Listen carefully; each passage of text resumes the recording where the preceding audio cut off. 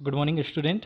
चलिए शुरू करते हैं लेसन 7, जिसमें हम लोग बात करेंगे external force responsible for changes. हम लोगों ने चैप्टर 6 में बात की थी जो इंटरनल फोर्सेस थे जिनके कारण चेंजेस आ रहा था, हम इसमें बात करेंगे एक्सटर्नल फोर्सेस की। तो इस पूरे चैप्टर में हम लोग देखेंगे वेदरिंग क्या होता है, ठीक है, explain the difficulties of land surface balancing and degradation वगैरह, और फिर river wind underground water glacier and sea, इनके बारे में समझेंगे, ठीक है, इनके फंक्शन क्या होते हैं। फिर हम देखेंगे सोइल का फॉर्मेशन कैसे होता है, इरोजन कैसे होता है, ये सब, ठीक है। चलो शुरू करते हैं। The shape of the land is not always the same but it keeps changing. मतलब जो लैंड का जो शेप है बेटा हमेशा चेंज होता रहता है। Some of the force work in the change of its shapes. These force are two types, एक इंटरनल जो हम लोगों ने चैप्टर 6 में देखा था, और एक्सटर्नल जो हम लोग इस चैप्टर में देखेंगे। Internal force are some of new land shapes while the external forces are changing in the shape of shapes. In the previous lesson we learn about the internal forces. अब इस particular में हम external forces की बात करेंगे, ठीक है। तो हम बात करते हैं, देखो क्या होता है यहाँ। Total two types of external forces होते हैं। First those which weaken the rock and its place to break them, and second क्या होता है, शिफ्ट कर देते हैं। पहला क्या होता है, उसको तोड़ देते हैं, और दूसरा उसको शिफ्ट कर देते हैं पीसेस रॉक को। जैसे मान लो जैसे एक रॉक का पीस है, इसको तोड़ दिया एक्सटर्नल फोर्स ने, तो वो हो गया पहला। दूसरा, यहाँ से ये मान लो एक पीस था और इसके ऊपर एक पीस था, किसी भी मान लो विंड रिवर किसी भी एक्सटर्नल सोर्स के कारण ये वाला स्टोन पीस यहाँ आ गया, तो इसको बोलते हैं शिफ्टिंग, ठीक है। जैसे कि हम बात करते हैं, यहाँ पे लिखा भी है कि the place taken them low lands rivers winds under water and glacier seas waves are the second types of external forces. कौन कौन से आपके रिवर हुआ, विंड हुआ, अंडरगो वाटर हुआ, ग्लेशियर हुआ, ये सब सेकंड फोर्स हैं। अब हम बात करते हैं वेदरिंग की। वेदरिंग क्या होता है बेटा, weathering is the kind of process in which the rocks and breaks its on original places, ठीक है। Mainly weather reason affected splitted of rocks, temperature, rain, hail, fog, snowfall are main factor of this reason. मतलब ये जो चीज़ है कि rocks and break at on original place, ठीक है ना, मतलब जहाँ ओरिजिनल प्लेस है वहीं पे आपका टूट जाए तो उसको हम लोग बोलते हैं कि ना वो टूट गया, वो जो पर्टिकुलर स्टोन पीसेस या रॉक है वो टूट गया है। तो वेदर और सीजन, वेदर क्या होता है, एक पर्टिकुलर टाइम की बात हो रही है मौसम की, और सीजन एक लॉन्ग पीरियड्स की बात हो रही होती है, ठीक है ना। तो वेदर में एक पर्टिकुलर सीजन में बात होता है, और सीजन की बात करें तो लॉन्ग टाइम की बात हो रही होती है। So these forces are also known as seasonal weathering forces. As soon as the rocks come in to the contact with the weather there weathering start. Each rocks has some sorts of minerals in it help to chemical reaction. मतलब हर rocks के अंदर कुछ ना कुछ chemicals होते हैं। जैसे मान लो एक पर्टिकुलर ये रॉक है, उसके अंदर कुछ मिनरल्स और कुछ केमिकल हैं, तो इनके कारण भी इसमें चेंजेस देखने को मिलता है। वो हम लोग आगे समझेंगे कैसे कैसे होता है, ठीक है। हम बात करते हैं breaking of rocks take places due to the change of temperature और प्रेशर, ठीक है। हम पहली बात कर रहे हैं, जो पहला चेंज जैसे हमारा किसके कारण हो रहा है, टेम्परेचर और प्रेशर के कारण, ठीक है। यहाँ पे एक वेदरिंग का एक एग्जांपल दिया हुआ है, ब्लॉक वेदरिंग का। जैसे मान लो ये था, ये आपका ये पूरा ब्लॉक था, रॉक का माउंटेन था, ये धीरे धीरे धीरे धीरे एक टूट गया। मान लो ये यहाँ से झड़ा होगा, ठीक है, तो ये यहाँ पे नीचे पहुँच गया ये वाला पार्ट, ठीक है। तो ये आप देखेंगे तो ये क्या है, ब्रेकिंग है, ठीक है। पहला कारण क्या है, टेम्परेचर एंड प्रेशर। दूसरा कारण क्या होता है, दूसरा कारण होता है आपका इरोजन, ठीक है। हम पहले कारण को देखते हैं। Look at the picture, see how the rocks break into, ये किस तरीके से ब्रेक हो रही है, ये देखो, ड्यू टू ग्रेविटेशनल फोर्स। इस पर ग्रेविटेशनल फोर्स लग रहा हुआ, नीचे नीचे खींच रहा हुआ, तो उससे वो टूट गई, ठीक है ना। तो इसको रिफ्ट क्रैक बोलते हैं। क्या बोलते हैं, रिफ्ट्स बोलते हैं। मतलब ये रिफ्टिंग हो गई इसकी, ठीक है। अब आता है दूसरा, क्या कारण क्या आता है, दूसरा होता है इरोजन प्रोसेस, मतलब इरोजन के कारण टूटना। The rocks undergo the chemical changes, molecules of minerals are इंटरवॉर्म in the rock. First their extension is not visible but when the rain comes in minerals dilute the flow. मतलब जैसे ही rain गिरेगी उसके ऊपर पहले तो दिखेगा नहीं, लेकिन रेन गिरेगी तो वो डाइल्यूट होकर निकल जाएगा। उसको हम लोग क्या बोलते हैं, इरोजन बोलते हैं, ठीक है ना। Weathering is the local process in which the gradation and split of rocks occur at original places। ये जो वेदरिंग एक ऐसी प्रोसेस है जहाँ जो टूटा टाटी जो भी हो रही है वो एक ओरिजिनल प्लेसेस पे ही अकर करती है। मतलब जैसे मान लो एक यहाँ पर कोई रॉक पड़ा हुआ है, तो वो यहीं टूट कर यहाँ गिर जाएगा, यहाँ गिर जाएगा, जो कुछ होगा यहीं एरिया में होगा, ठीक है, बाहर कहीं नहीं जाएगा, ठीक है। अब टाइप ऑफ वेदरिंग इसमें दिया हुआ है। टाइप ऑफ कितने टाइप का वेदरिंग होती है। पहला टाइप है हमारा कौन सा, फिजिकल वेदरिंग। क्या होता है, फिजिकल वेदरिंग। फिर आता केमिकल, फिर आता बायोलॉजिकल। हम फिजिकल वेदरिंग को देखते हैं। The disintegrations of rocks into the छोटे छोटे पीसेस में मैकेनिकल प्रोसेस कॉल्ड फिजिकल, मतलब ये जो एक पीस है और अगर ये छोटे छोटे टुकड़ों में बढ़ गया तो उसको बोलते हैं फिजिकल वेदरिंग। ठीक है,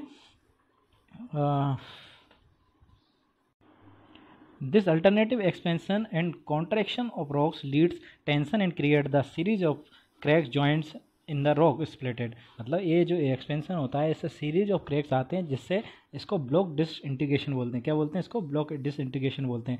this is just like peeling of an onion on ऊपर the layer of round rocks turn into the powder. मतलब धीरे धीरे वो किस में? पाउडर में चेंज हो जाता है। ठीक है, तो किस में चेंज हो जाता है? पाउडर में चेंज हो जाता है। ठीक है, when it freeze diameter of rocks increase and holes get more wide and last break up. ठीक है, इस तरीके से आप देखें तो पहली फिजिकल जो चेंजेस है वो आपका आप सीधा सीधा कह सकते हैं कोई एक रॉक है वो छोटे छोटे टुकड़ों में बट गया है। अब आता है chemical change. Due to the chemical change like gypsum sulphur salt merge into the water melt and get rusted, thus the rocks lose its originality, either get dissolved with water or become powder। या तो वो dissolve हो जाएगा पानी के साथ या तो पाउडर बन जाएगा। Give birth to new material. मतलब क्या होता है? जैसे केमिकल चेंजेस है, आप जैसे कोई भी है लाइम है, इसमें आप जैसे वाटर डालेंगे तो जैसे चूना है, चूने में आप पानी डालेंगे तो कुछ अलग बन जाता है ना, एक अलग मटेरियल बन जाता है।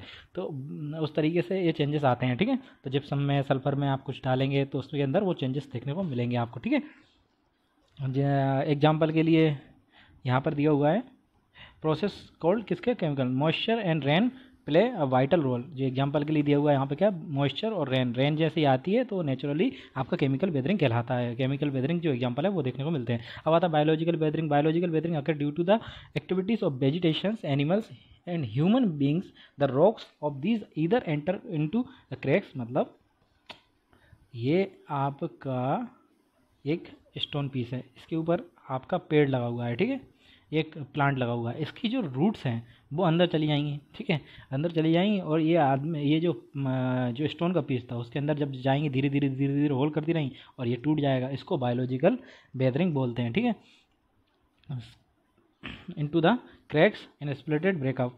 ठीक है, तो the human beings also the breakup the rocks farming house building. हम भी है ना, जो इंसान होता है वो भी पत्थरों को तोड़ता है घर बनाने के लिए, तो इसको भी बायोलॉजिकल वेदरिंग बोलते हैं। ठीक है, अब आता है एरोजन साइकिल। एरोजन साइकिल बड़ा सिंपल है, इसको आप समझो।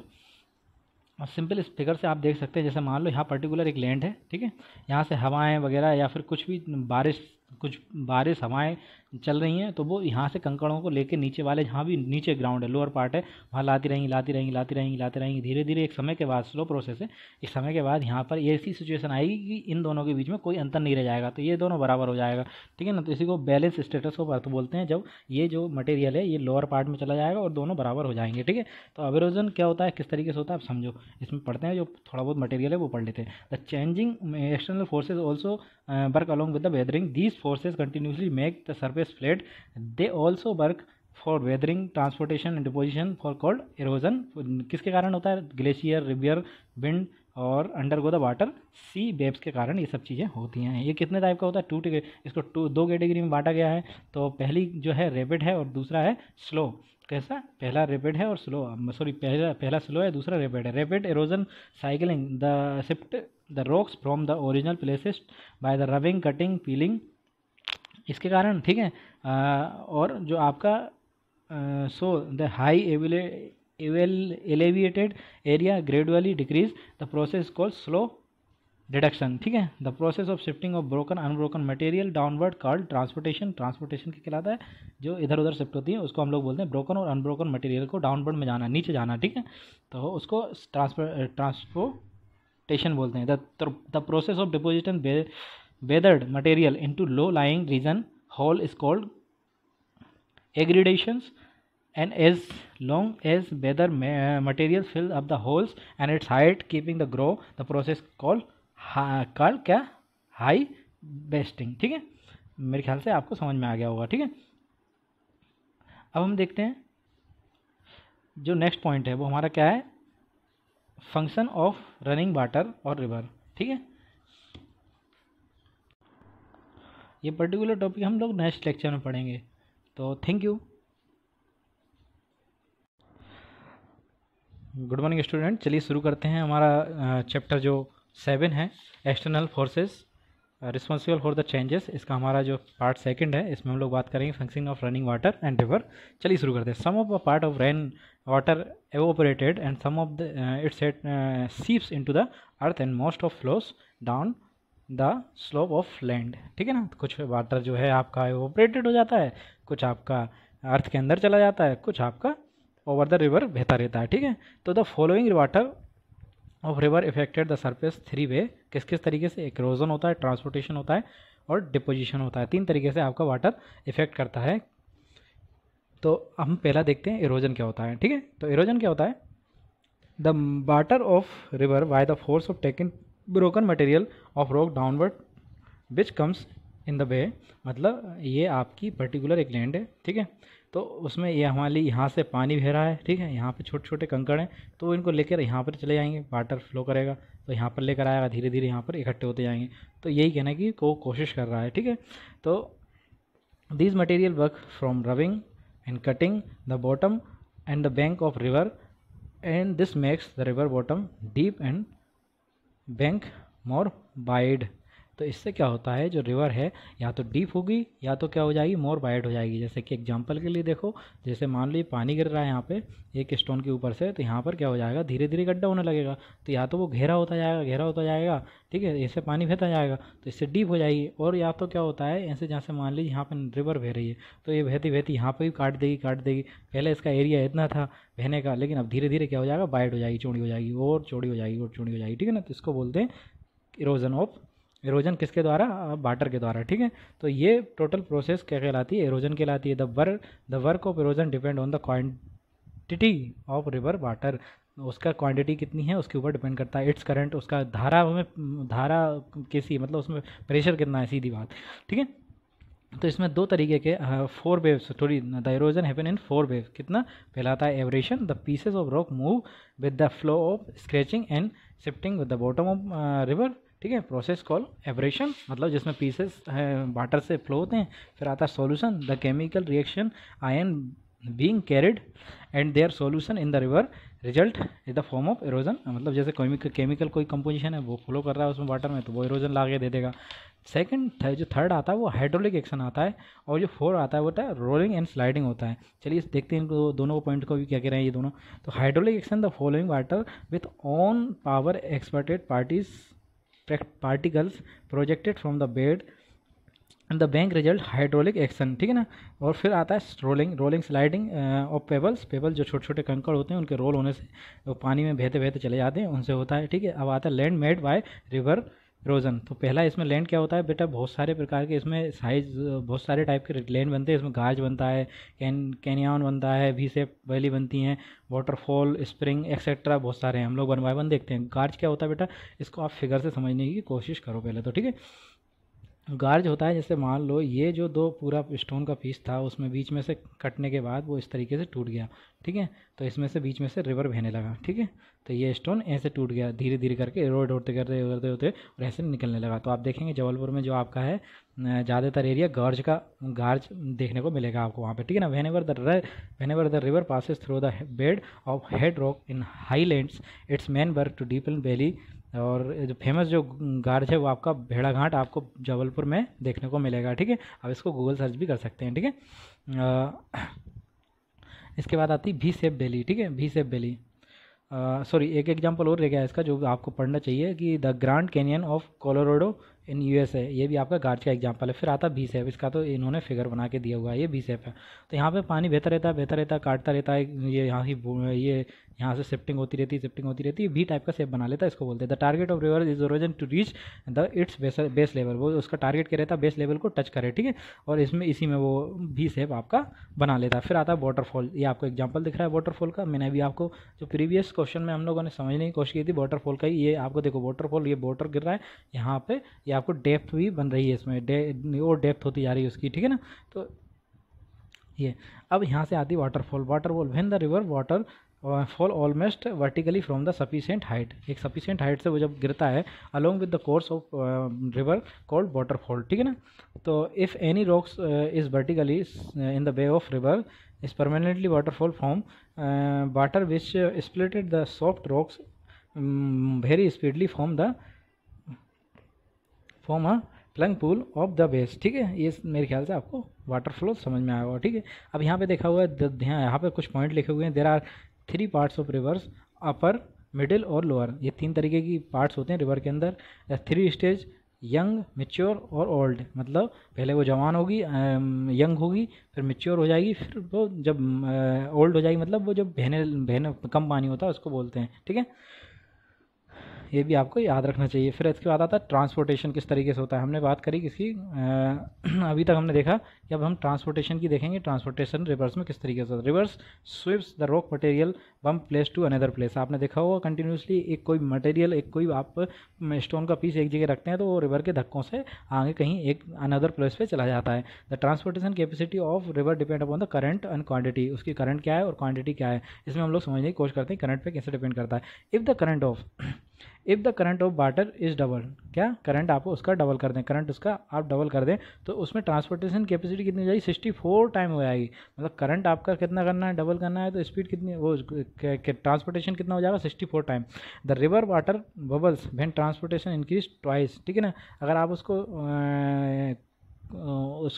देखो, आपने पहले क्या किया था, करंट को डबल किया था तो कैपेसिटी कितनी हो गई, डबल हो गई थी। अगर आप क्वांटिटी को डबल कर देंगे तो कैपेसिटी आपकी डबल हो जाएगी। ये आपको सेकंड से वाले पॉइंट में कहा गया है, ठीक है।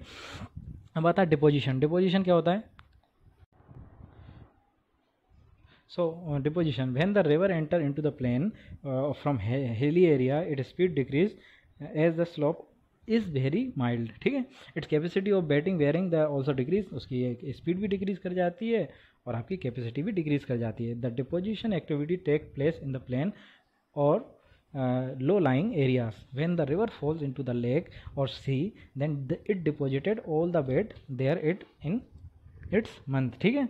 अब the river performing its deposition work in the plain low lying areas क्या क्या हो जा सकता है, एल्यूएबल फाइन, फिर आपका oxbow, natural level and food plain, dams etcetera. चलो पहले देखते हैं। तो एल्यूएबल प्लेन क्या होता है बेटा, the velocity of river water is reduces due to the reduction of slope. अगर आप देखें तो उसमें जो, जैसे मान लीजिए ये स्लोप है, अगर आप धीरे धीरे धीरे धीरे इसको कम करते जाएँ तो उसकी स्पीड कम होती जाएगी, उससे जो मटेरियल आके आएगा वो इससे डिपोजिशन क्या कहलाता है, एल्यूएबल फेंस कहलाता है। अब ऑक्सबेक्स लेक देखते हैं। When ever the river flow across its plane, speed of river slow down and the river does both the work erosion and well differs। मतलब देखो ये जो ऐसा होता है कि मतलब जैसे मान लो ये पेबल्स आकर ठहर गए, इसके ऊपर से रिवर बहती रहेगी, तो ऐसे ऐसे बहते बहते फिर वो ऑक्सबो बना लेती है, ठीक है ना। तो ये उसका एग्जाम्पल है। अब आता है, ये आपको एलिवर कौन का एग्जाम्पल दिखेगा, रिवर्स आई और उसने वो ये इकट्ठे कर लिए, ये अपने प्लेन इकट्ठे कर लिए, एलिवर फैन बना लिए, ठीक है। फिर आता है आपका कौन सा, natural leaves and food pens. तो ये आपका ये एक एग्जांपल दिया हुआ है ऑक्सबो का। इसमें देखो आपको यहाँ पे दिया हुआ है रिवर बह रही है, धीरे धीरे उसने ये बो बना लिया है, ठीक है। इसको ऑक्सबो बोलते हैं, ठीक है। अब यहाँ पे आता है natural leaves and food plain. Natural leaves and rise the bank built the river by the plain area sometimes during the flood। जब फ्लड के दौरान आपको ये देखने को मिलेगी। इसके बाद आता है आपका डेल्टा और एस्चुरी। वो डेल्टा और एस्चुरी दोनों बेटा आपको फिगर से समझाता हूँ मैं। तो डेल्टा क्या होता है, जैसे एक नदी बह रही है और उसके जो जैसे ही वो डिप करने वाली होगी ओशियन में तो वो इस तरीके से स्प्लिट हो जाती है। ये डिस्ट्रीब्यूटिव्स टाइप की लगती हैं आपको देखने में, तो इसको डेल्टा बोलते हैं। और एस्चुरी क्या होती है, जब नदी बह रही होती है तो वो जैसे ही आपको समुद्र में या ओशियन में मिल रही होती है तो वो इस तरीके से आपका जो मुंह है उसका चौड़ा कर लेती है, तो इस तरीके से फैलने लगती है। तो इसको बोलते हैं एस्चुरी, इसको बोलते हैं डेल्टा, ठीक है। तो delta when the river enter into the sea its velocity get slow, मतलब स्लो हो जाएगी। इसके कारण बहुत सारी जगह वो डिस्ट्रीब्यूटिव्स में बढ़ जाएगी, जैसा कि इस फिगर में दिखाया गया था, ठीक है ना। ये डिस्ट्रीब्यूटिव में बढ़ गई।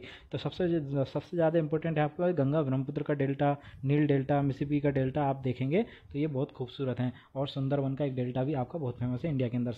एस्चुरी वही है, रिवर्स बह रही थी और उसने मुंह चौड़ा कर लिया। Sometimes of river do not form the delta meeting the point, such reverse become wider, और ये आपको चौड़ी हो जाएगी आगे जाके, उसको एस्चुरी बोलते हैं। जैसे नर्मदा और ताप्ती का डेल्टा आपको मिलेगा, कहाँ पे मिलेगा आपको, अरब वाले साइड में। और ये आपको सुंदरबन डेल्टा कहाँ पे मिलेगा आपको, ये आपका इंडिया साउथ इंडिया है, और आपको सुंदरबन डेल्टा इधर देखने को मिलेगा।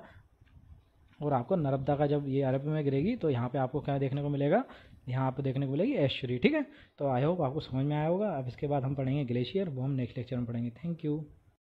गुड मॉर्निंग स्टूडेंट, ये हमारा चैप्टर 7 है जिसमें हम लोग external forces responsible for changes की बात कर रहे हैं। अब हमारा जो हम नेक्स्ट, ये हमारा पार्ट 3 है, इसमें हम लोग बात करेंगे ग्लेशियर के बारे में। तो ग्लेशियर क्या होता है, इसकी सीधी सीधी डेफिनेशन है बेटा, हिमालय में the freezing point found at height of 4250, the river moving of ice is known as glacier. The river of moving ice known as glacier. ठीक है ना, तो ये आपको ये ग्लेशियर की पर्टिकुलर डेफिनेशन हो गई। अब आता है टाइप ऑफ ग्लेशियर। तो इसमें 2 टाइप होते हैं, कॉन्टिनेंटल और वैली ग्लेशियर। ठीक है, continental glacier are permanent sheets of ice snow cover by the extents land surfaces such as glacier are Greenland and Antarctic. ये ग्लेशियर आपको ग्रीनलैंड में देखने को मिलेगा, अंटार्कटिक में देखने को मिलेगा। फिर आता है वैली ग्लेशियर। वैली ग्लेशियर क्या होता है, glacier form of high mountain of characteristically long, जो लंबे होते हैं, लंबे नोरे होते हैं, because they are occupy valley, मतलब बेली टाइप की बना लेते हैं form, stream called valley glacier. और ये आपको कहाँ मिलेंगे, इनकी स्पीड स्लो होती है और आपको सियाचिन में देखने को मिलेगा। काराकोरम रेंज जो है वहाँ पे आपको 72 किलोमीटर लंबा एक आपको ग्लेशियर देखने को मिलेगा, वी टाइप का। ठीक है, land form by made glacier क्या होता है, like surface flowing water undergo the water glacier also form the some work of weathering and transportation और डिपोजिशन। ये भी ग्लेशियर क्या करते हैं, आपको वेदरिंग कर देते हैं, ट्रांसपोर्टेशन करके देते हैं ग्लेशियर, और डिपोजिशन करके देते हैं। तो इसमें पहला जो आता है erosion function of glacier. When the glacier moves ahead, it is always loaded with the rock material called drift and boulder. These materials were tools of erosion. Due to this erosion, berg glacier U shape valley form, ये इस आपकी shape, ये YouTube type की shape बन जाती है जिसको you shape बेली बोलते हैं। इसके बाद ट्रांसपोर्टेशन आता है, तो ट्रांसपोर्टेशन आपको समझ में ही आता है, वो अपने साथ टेबल सोइल वगैरह लेके चले जाते होंगे, जिससे ट्रांसपोर्टेशन होता है। ठीक है, और फिर आता है आपका डिपोजिशन। डिपोजिशन में क्या होता है, वो ग्लेशियर क्या होता है, डिपोजिशन अमाउंट ले आता है सेडिमेंट वगैरह का, जिससे आपका बनता है।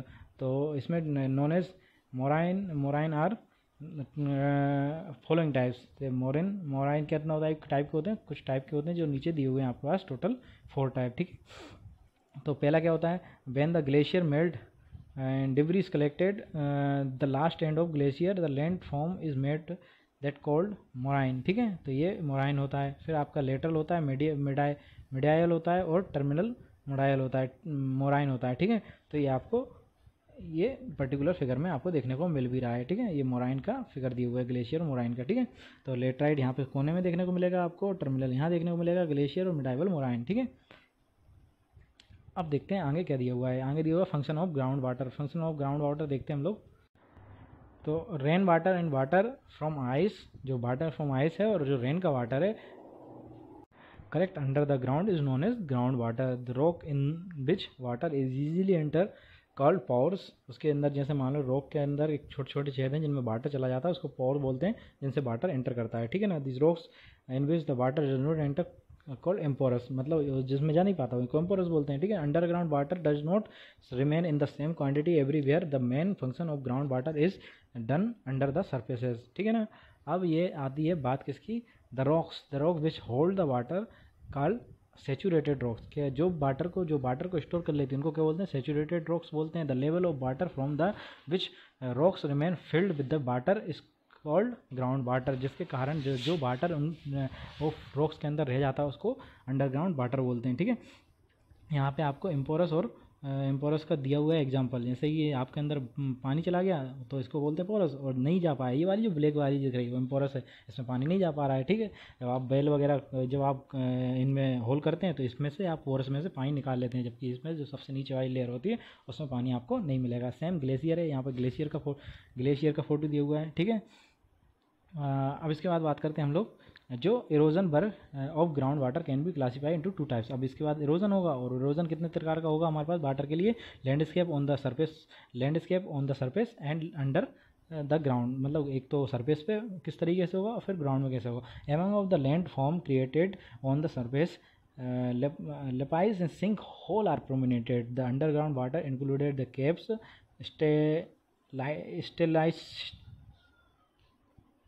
stalactites and stalagmite, these landform created due to the dripping of water from the limestone. तो लाइमस्टोन से जो वाटर गिरता है उसके कारण ये दो फॉर्म बनती हैं, ठीक है। Such landform are found in the caves on the coast of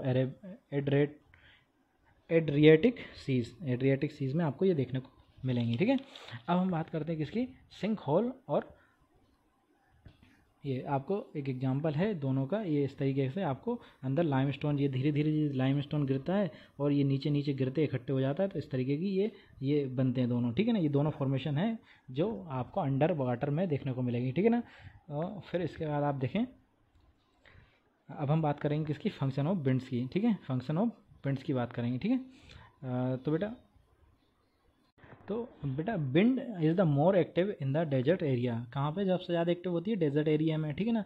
तो as agent of balancing the level of surfaces in these area favourable condition are available in wind and desert lack of rainfall high temperature. किसमें बेटा, desert में क्या होता है, lack of rainfall, high temperature, swift winds, lack of vegetation like favorable situation occur, the open of rocks become hot in the day।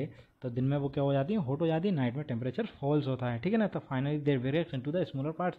तो उन पे बार बार temperature वगैरह चेंज होता रहेगा, दिन में हॉट होंगी, रात में ठंडी होंगी, तो वो टूट जाती हैं, ठीक है ना। फिर आता है इरोजन, कैसे होता है, the velocity of wind in desert remain high and its brings pebbles sand particle with it. मतलब क्या होता है, जो आपकी जो विंड्स की वेलोसिटी होती है, जो बहने की क्षमता होती है, वो बहुत ज़्यादा होती है। तो उनमें देखा हुआ आप राजस्थान में देखेंगे तो वो धूल वाला पूरा होता है ना, डेजर्ट टाइप का। तो उनमें जो हवाओं में बेटा जो पबल्स हैं वो छोटे छोटे पंथर बगैर वो इधर उधर मूव होते रहते हैं, ठीक है, उससे आता है। तो इसमें क्या होता है, this particle make friction among themselves and sketch rocks. और वो किस तरीके से स्केच करते हैं, और इससे क्या होता है, ट्रांसपोर्टेशन, फ्रिक्शन और कोलिजन। तो ट्रांसपोर्टेशन क्या होता है, रॉक्स का इधर उधर, ठीक है। फिर डिसइंटीग्रेशन ऑफ पार्टिकल, फ्रिक्शन, और फिर आप पता है कोलिजन। तो दो पार्टिकल आपस में टकराते हैं, तो जिससे एक हो सकता है कोई टूट जाए और नया फॉर्मेशन हो, ठीक है। तो यहाँ पे आपको फिगर में ये दिख भी रहा होगा। तो ये धीरे धीरे हवाएं चलती रहीं और यहाँ पर ये आपका ये मशरूम टाइप का शेप बन गया। तो wind halogen are affected by speed of wind, size, quantity of heights particle, the structure of shape, ठीक है। तो मशरूम शेप का ये आपका एग्जांपल दिया हुआ है। फिर आता है डिपोजिशन। डिपोजिशन कैसे होता है, एक जगह से धूल कंकड़ या फिर कुछ भी जो रॉक के पीसेस हैं वो दूसरी जगह, ठीक है। तो wind carries away the particle when velocity of wind decreases it started dropping. मतलब जैसे मान लो देखो, यहाँ से आ रही थी विंड, यहाँ से आ रही थी अपने साथ पवल से लेके आ रही थी, लेकिन यहाँ पे डिक्रीज हो गई, तो यहाँ पे ये इकट्ठे हुए, ये आपको दिख रहा है, ये डोम दिख रहा है ना, ये इकट्ठे हुए हैं, ठीक है। फिर सैंड ड्यून्स, ड्यूस, ये आपका ये भी एग्जांपल है व्हेन द ऑब्स्टिकल। मतलब जैसे मान लो ये उड़ रही थी हवा और इसमें अपने साथ लेके आ रही थी, यहाँ कोई ऑब्स्टिकल आ गया, कोई रुकावट आ गई, तो वहीं गिर जाता है वो कण, ठीक है। तो इससे सैंड ड्यू बनते हैं, ठीक है ना। फिर आता है loess, fine particles of sand and soil are suspended in the wind, they are carried over long distances, deposit their Lewis and finally form in the bay of called Lewis, ठीक है। The most important loess in the region of China. सबसे ज़्यादा China में आपको Louis देखने को मिलेंगे, ठीक है। तो ये आपको पूरा का पूरा किसका फॉर्मेशन था, विंड के द्वारा किस तरीके से फॉर्मेशन होता है, ये आपको राजस्थान में देखने को मिल जाएंगे, ठीक है। या ये भी आपको इस तरीके की स्ट्रक्चर ड्यूज जो आपके हैं वो भी आपको राजस्थान में देखने को मिल जाएंगे। अब हम देखेंगे फंक्शन ऑफ सीज वेव्स, ये हम नेक्स्ट लेक्चर में देखेंगे। Thank you. Good morning student, ये हमारा चैप्टर 7 है जिसमें हम लोग एक्सटर्नल फोर्सेस की बात कर रहे हैं। अब हम बात करेंगे सी वेव्स की, ठीक है ना। तो सेम जो हम लोगों ने जब बात की विंड की, रिवर्स की, वैसे ही सेम इसका भी फंक्शन है। देखें हम, sea water are never remain calm. मतलब जो सी का वाटर है वो आपने कभी भी शांत नहीं देखा, वो चलता रहता है। It always remain active in the form of waves and current. वो हमेशा वेव्स के फॉर्म में, करंट के फॉर्म में, टाइड्स के फॉर्म में, लो टाइड्स के फॉर्म में इधर उधर होता रहता है, ठीक है ना। तो इससे हमारे पास चेंजेस देखने को मिलते हैं। Seas waves do not erosion, transportation, deposition. तो seas wave also erosion, transportation और डिपोजिशन करती हैं। तो वेदरिंग कैसे होता है उसमें, the might sea be regulated hit the solid rocks. मतलब इसको समझो, जैसे मान लो सी का जो वाटर है ऐसे आ रहा है, ऐसे आ रहा है, ऐसे आ रहा है, वो आपने देखी होंगी लहरें जिनको बोलते हैं। तो यहाँ पे आके एक स्टोन को हिट करता रहता है बार बार, उससे फिर वो टूट जाता है, ठीक है ना। द रिजल्ट वेदरिंग रैम्स वो छोटे छोटे पार्ट्स में टूट जाता है। ट्रांसपोर्टेशन क्या होता है, sea waves transported sand and rock pieces, छोटे छोटे रॉक पीसेस को वो अपने अंदर ट्रांसपोर्ट करती हैं। Deposition, same sea waves perform the deposition function at flat level coast जैसे वो कुछ अपने साथ लेके आती हैं कुछ कण वगैरह, और वो जहाँ पे उनको जगह दिखती है वहाँ उसको फिट कर देती हैं, ठीक है ना। जैसे आपको बीच वगैरह देखने को मिलेंगे, लेगून जो झील होती हैं वो आपको देखने को मिलेंगी, जो लेगून लेक होती हैं, सॉरी।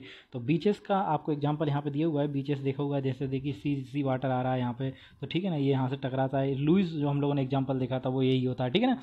तो the sea waves are waves take weather material to shallow sea, ठीक है, तो सोलो सो में लेकर जाती हैं, उससे बनता है। जैसे आपके पास चौपाटी है मुंबई की, मरीना इन चेन्नई में, ठीक है ना, तो coastal area in Goa Kerala, ये सब इसके एग्जांपल हैं बीचेस के, ठीक है।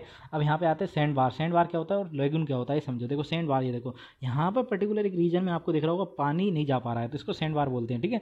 और यहाँ पर लेगून देखो, ये थोड़ा सा पानी से कनेक्ट है और बाकी सब जगह से अर्थ से, इसको लेगून बोलते हैं, ठीक है ना। तो जहाँ थोड़ा सा कनेक्ट होगा वो लेगून, और जहाँ पानी बिल्कुल नहीं जा पा रहा होगा लेकिन वो सी के अंदर ही होगा, छोटा सा टापू टाइप का, उसको बोलते हैं आपका क्या, सैंड बार, ठीक है। तो सैंड बार समटाइम्स एम्बेरमेंट में sand and gravel pebbles get built floor not far from the coast, मतलब ज़्यादा वर्क नहीं होता, उसको बार बोलते हैं, ठीक है। लेगून क्या होता है, व्हेन द बार एक्सटेंडेड, देखो ये लेगून है, ये लेगून दिख रहा है, छोटा सा कनेक्शन है, ठीक है।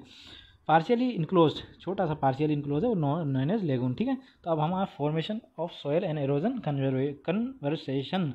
Conservation, formation of soil and halogen conservation, ठीक है। तो की पॉइंट क्या क्या होंगे इसके, तो weathering and erosion process of rock from the soil help to agent in soil formation, bed and parent rock, surface shape and climate times and vegetable creatures, ठीक है ना। तो इसमें पेरेंट रॉक्स क्या होती हैं बेटा, पेरेंट्स रॉक क्या होती हैं, पेरेंट्स रॉक क्या होती हैं, underlying the rocks contain minerals, जो अंदर की जो रॉक्स होती हैं, जो मिनरल्स रहती हैं, क्या कहलाती हैं, बेड रॉक्स कहलाती हैं, क्या कहलाती हैं, बेड रॉक्स कहलाती हैं। और जो आप पेरेंट्स रॉक होती हैं वो हेल्प करती हैं केमिकल ऑर्गेनाइजेशन में और कलर फॉर्मेशन में, mineral parts and affected the fertility of soil, मतलब उसमें जो मिट्टी की जो उर्वरक सत्ता होती है, जिसमें उपजाऊ जो आप क्वालिटी बोलेंगे सॉइल की, तो उससे भी बढ़ती है, ठीक है। अब इसके बाद आती है वहाँ पर सरफेस शेप। सरफेस शेप क्या होता है, the process of soil formation directly indirectly is affected by the surface shape, surface shape के कारण भी वो अफेक्टेड होती है। Soil formation is very slow as the water seeps very low in sharps of slopes area because water flow very fast on the country in the slope area, ठीक है। तो ये आपका वाटर वहाँ पे जहाँ कम स्लो कम बहुत फास्ट से नहीं जाएगा जहाँ पे स्लोप नहीं है, ठीक है। तो ये सरफेस शेप पर भी डिपेंड करती है, फिर टाइम पर डिपेंड करती है कि physical chemical and biological activity किस तरीके से हो रही है वहाँ पे, क्लाइमेट पर डिपेंड करती है कि वहाँ पे कैसा उसका क्लाइमेट है, ठीक है। फिर वेजिटेशन एंड ऑर्गेनिज्म, तो tree and organism help to form the bed rocks, मतलब को किस तरीके से बेड रॉक फॉर्म होगा वो किस पर डिपेंड करता है, ट्री और ऑर्गेनिज्म पर भी डिपेंड करता है, ठीक है ना। Develop soil, the living of remain in soil drives from the remain of root trees and dead animals, और जो मान लीजिए आपके अंदर एक डेड एनिमल रह गया तो उससे मिनरल्स वगैरह भी बनते हैं, पेट्रोल उसी बनता है, ठीक है। तो ट्री वगैरह के रूट्स वगैरह रह गए तो उससे भी बनता है, ठीक है। अब यहाँ पे एग्जांपल दिया है, lives in materials turn into the humus बहुत ज़्यादा ज़रूरी होती है, मटेरियल है किसके लिए, remain the plant and animals, humus which is nourish to vegetable and crops, तो इनके लिए बहुत ज़्यादा ज़रूरत होता है ह्यूमस की, ठीक है ना। Soil horizon, longitudinal horizon of well develop soil which become set of one open other for structure, मतलब एक के लिए वो सेटअप हो जाएगा और दूसरे के लिए स्ट्रक्चर हो जाएगा। Colour and layer is called soil horizon, ठीक है ना। तो कलर और लेयर क्या कहलाएगा, सॉइल होरिजन कहलाएगा। अब आप यहाँ पे देखेंगे सॉइल होरिजन का एग्जांपल, ये आपको पूरा स्ट्रक्चर दिया हुआ है सॉइल किस किस तरीके से होता है। इसमें सबसे पहले देखो आप, इंपॉर्टेंट क्या है, देखो 3 है, अपर सॉइल है, मिडिल सॉइल है और सबसे नीचे रॉक है वो जो स्ट्रॉन्ग है, ठीक है। इसके ऊपर ह्यूमस होता है आपका, नमी होती है जिसको नमी बोलते हैं, ठीक है ना। तो इसमें आप देखेंगे the upper most layer which is contain the organic matters and humus is known as top soil, जहाँ हम लोग रहते हैं, ह्यूमन एक्टिविटी होती है सारी की सारी। फिर इसके बाद आता है सब सॉइल, इसमें रॉक आपको सैंड क्ले वगैरह आपको देखने को मिलेगी। फिर थर्ड आती consist of weather parent rock material, the bed rock is not a part of soil profit but provide the base, ये जो बेड रॉक होती है वो बेस प्रोवाइड करती है लेकिन इसका पार्ट नहीं होती, ठीक है ना। तो आप ये सबसे नीचे आपको ओरिजिनल रॉक देखने को मिलेगी, ठीक है। तो सॉइल एरोजन क्या होता है, the upper layer of soil is very important for human being, इस हमारे लिए सबसे ऊपर वाली, क्योंकि हम वहीं पे रहते हैं। Human being animal responsible for the decay of soil, हम लोग जिम्मेदार हैं, एनिमल जिम्मेदार है उसके डिके के लिए, वो किस तरीके से डिके हो रहा है, ठीक है। तो हम देखते हैं cause of soil erosion. Erosion जो इरोजन होता है वो सोइल का, वो किस किस कारण होता है हमारे पास, वो होता है हमारे पास कुछ नीचे पॉइंट दिए हुए हैं, उनको हम समझते हैं किस किस कारण से दिया हुआ है, ठीक है ना। तो इसमें लिखा हुआ है when the cover of vegetation is removed upper layer soil get loose, मतलब कवर आप वेजिटेशन से रिमूव कर दें तब ये इसका लॉस होता है। हैवी रेन, जिसके कारण बहुत ज़्यादा रेन, जैसे मान लो एक पर्टिकुलर लैंड है उस पर बहुत ज़्यादा बारिश हो गई, तो उससे क्या होता है, जो कण है, जो हम लोगों ने अभी देखा था ट्रांसपोर्टेशन होता है, पेबल्स को जो है कंकड़ वगैरह जो होते हैं वो बहा लिए जाते हैं, तो उससे भी इरोजन होता है, ठीक है। फिर इसके बाद हम बात करते हैं द ओवर ग्रेजिंग, मतलब जो हम घास वगैरह चला देते हैं एनिमल्स को, उससे भी लॉसेस होते हैं, ठीक है। Beside excess of fertiliser and pesticide, सिंचाई, फर्टिलाइजर्स, पेस्टिसाइड्स के यूज़ से भी सॉइल का इरोजन होता है। Irrigation also make soil useless days by days, मतलब इरीगेशन से भी बहुत ज़्यादा यूजलेस हो रहा है। अब इसको कंजर्व कैसे करेंगे, हम इसको सुरक्षित कैसे करेंगे, तो उसके लिए कुछ रीज़न दिए हुए हैं। To protect forest the roots of trees, मतलब यदि जो बहुत सारे हम पेड़ लगा दें तो उनसे मिट्टी चिपकी रहती है, तो वो भी बहुत ज़्यादा अच्छा एग्जांपल है कि हम प्रोटेक्ट द फॉरेस्ट, प्लांटेशन करें, बहुत सारे पेड़ लगा दें, ठीक है। Soil rehabs the land which become zigzag due to the water drainage can be level, मतलब जो जिग जैग लैंड बन गया तो उसको प्लेन कर दें, तो उससे भी हमारा वो हो जाएगा। कंट्रोल ऑफ ग्रेजिंग, घास वगैरह ना चराएं। फूड कंट्रोल, फ्लड कंट्रोल करें, the current of flood river take away the soil from the one place to another place, समझो जैसे फ्लड आया इस एरिया में तो यहाँ से मिट्टी भगा के ले जाते हैं, तो उसको भी हम कंट्रोल कर सकते हैं। फिर ट्रेस द फॉर्म, ठीक है, वो भी एक अच्छा एग्जाम्पल होगा। In the hilly areas trace forms are more useful as they are well level properly one dead, they helps in conservation of soil as well fall soil deposit on the field. फिर seventh जो आता है crop rotation, the maintain the fertility of soil, crop should be change alternatively, ठीक है ना। तो ये आपके एग्जाम्पल हैं सॉइल को बचाने के लिए, ठीक है। अब ये हमारा चैप्टर ख़त्म हुआ, आई होप आपको समझ में आया होगा। Thank you students.